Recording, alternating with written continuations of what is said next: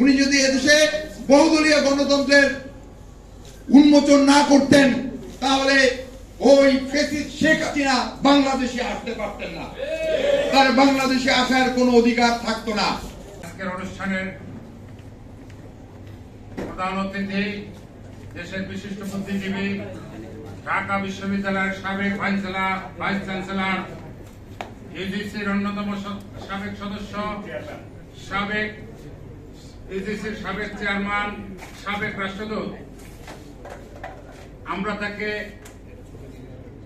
আমাদের grand martial বলে যাকে চিনি, বাংলাদেশে হাতে গোনা যে কয়েকজন বুদ্ধিজীবী ছিলেন বা আছেন তার ভিতর অন্যতম প্রফেসর আনোয়ারুল্লাহ চৌধুরী উপস্থিত, স্বৈরাচার বিরোধী আন্দোলনের লড়াকু সৈনিক, বারবার কারাগার নির্যাতিত নেতা শেখ হাসিনার আতঙ্ক, যিনি এই 17 বছরে 17 মাস বাড়িতে থাকতে পারেন নাই, মা বাবার সাথে দেখা করতে পারেন নাই, কবর জিয়ারত করতে পারেন নাই বাপদাদার। আমরা অত্যন্ত শ্রদ্ধেয় সহযোদ্ধা, সাবেক ছাত্রনেতা, বিএনপির গ্রাম সরকার বিষয়ক সহ সম্পাদক, জননেতা বেলাল আহমেদ উপস্থিত। আমার সাথে রাজনীতিতে যিনি অত্যন্ত অনুপ্রেরণা দিয়েছেন, তার নামটা আমি একটু আগে বলবো, কারণ আমাকে এত অনুপ্রেরণা দিয়েছেন। আমরা যখন টিয়ার সেলে গ্যাস দ্বারা আবদ্ধ ছিলাম, সে কাগজে আগুন লাগিয়ে দিয়েছে, আমাদের সাথে মিছিল করেছে, মিটিং করেছে। যুক্তরাজ্য বিএনপির, যুক্তরাজ্য জাতীয়তাবাদী মহিলা দলের সংগ্রামী সাধারণ সম্পাদক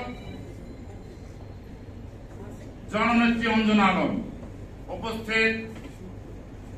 সবার নাম বলতে গেলে মানে সারে চলে যাবে, বারবার বলতেছে, তারপরও মানে নাম হয়তো সবার বললাম না, তারপরও দুই একটা নাম না বললেই নয়, যাদের অনুপ্রেরণায়, যাদের এই সংগঠন টিকে আছে, যাদের পৃষ্ঠপোষকতায়, বিশেষ করে জহির। আজকের অনুষ্ঠানের বিশেষ অতিথি এই স্বৈরাচার বিরোধী আন্দোলনের বীর মুক্তিযোদ্ধা, আমাদের বাংলা কলেজের সাবেক এজিএস, বিশিষ্ট সাংবাদিক, জিয়া একাডেমির সাবেক পরিচালক, সংগ্রামী ছাত্রনেতা, কাপড় থানা বিএনপির যুগ্ম আহ্বায়ক তালুকদার রুমি আমাদের মাঝে উপস্থিত হয়েছেন। সাবেক ছাত্রনেতা, যিনি অবসর গ্রহণ করেছেন, অবসর গ্রহণ করে আবার রাজনীতিতে চলে আসছেন, রুহুল আমিন ভাই আমাদের মাঝে উপস্থিত আছেন। বানানী ছাত্র দলের সাবেক সভাপতি, স্বৈরাচারী শেখ হাসিনা বিরোধী আন্দোলনের অন্যতম লড়াকু সৈনিক, বারবার কারা নির্যাতিত ছাত্রনেতা, ফুলবাড়িয়া উপজেলা বিএনপির সিনিয়র যুগ্ম আহ্বায়ক মামুন ভাই উপস্থিত আছেন। বেলাল ভাই কুমিল্লা জেলা বিএনপির সভাপতি উপস্থিত, যার নাম না বললেই নয়। আজকের যে মোড়ক উন্মোচন বই, এই মোড়ক উন্মোচন বইয়ের যিনি রচয়িতা বলবো না,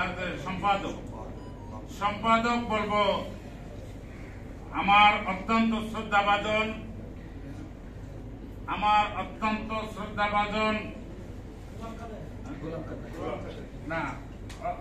শ্রদ্ধাভাজন জিয়া সমগ্র বইয়ের যিনি লেখক, সম্পাদক, সাংবাদিক গোলাম কাদের ভাই উপস্থিত, ডক্টর বশির রহমান আমার সামনে উপস্থিত হয়েছেন, মীরা খান আমাদের মাঝে উপস্থিত হয়েছেন, বাউফল বিএনপির অন্যতম নেতা মনির হোসেন হাত জাগান্ত আমার সামনে উপস্থিত হয়েছেন, বাউফল বিএনপির অন্যতম নেতা, অন্যতম সদস্য কাজল সহ অন্যান্য নেতৃবৃন্দ, নিজামুদ্দিন সহ অন্যতম জাহাঙ্গীর আছেন, আমার সামনে উপস্থিত হয়েছেন। আমার সামনে শহীদ জিয়া গবেষণা পরিষদের সংগ্রামী যুগ্ম সাধারণ সম্পাদক রাসেল উপস্থিত হয়েছেন, সংগ্রামী সহ সভাপতি এনামুল হক ধনু সহ নেতৃবৃন্দ। আমি সবার নাম বললাম না, তারপরে বলতে বলে ফেললাম। মালিক ভাই আছেন, মানে মশিউর রহমান মিলন ভাই আছেন, সকলকে ধন্যবাদ। আজকে বক্তব্যের সময় না, কারণ বক্তব্য তিনি দেবেন, তিনি বসে আছেন, এবং যাদের কথা শোনার জন্য অধীর আগ্রহে আপনারা বসেছিলেন, তাদের মধ্যে অন্যতমরা ইতিমধ্যে বক্তব্য সম্পন্ন করেছেন।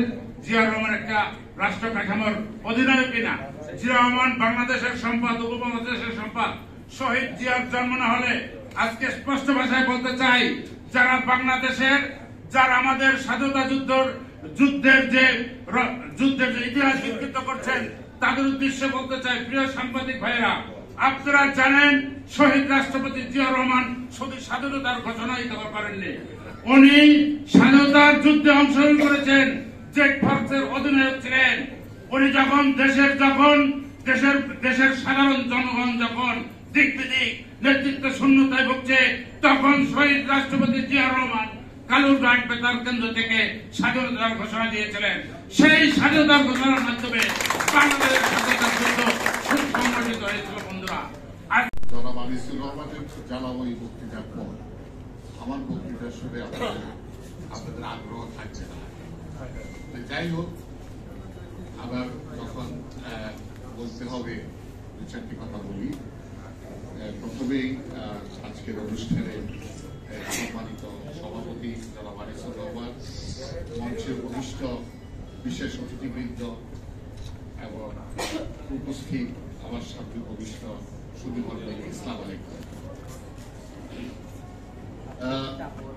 বলা হয়েছে আজকে আমি এখন প্রধান অতিথি, অনুষ্ঠানে আসার আগে ছিলাম প্রধান আলোচক, তো অনুষ্ঠানে আসার পর ঘটনাচক্রে এখন আমি প্রধান অতিথি। তবে এটা আমার জীবনের দ্বিতীয় ঘটনা। প্রথম